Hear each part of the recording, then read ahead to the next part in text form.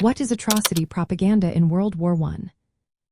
Imagine hearing stories so shocking they make your blood boil.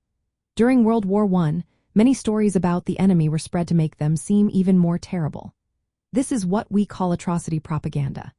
It was a way to show that the enemy, especially German and Austro-Hungarian soldiers, committed horrible crimes like murder, rape, and destruction of homes and landmarks.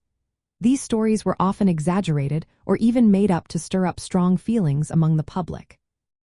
Governments wanted people to see the enemy as barbaric and inhumane, so they would support the war effort more passionately. Atrocity propaganda worked by sharing vivid descriptions of violence that broke social norms and rules of war. For example, reports talked about forbidden weapons, burning libraries, and cultural sites, and even sexual violence. These stories aimed to evoke feelings of outrage and fear, making people feel that fighting was a moral duty.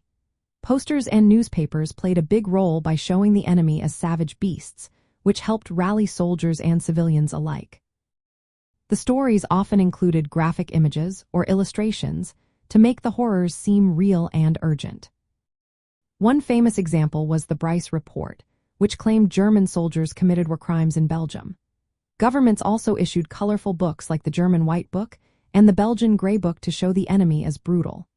These materials painted a picture of enemies as monsters, which made it easier to justify the war and get people to support it.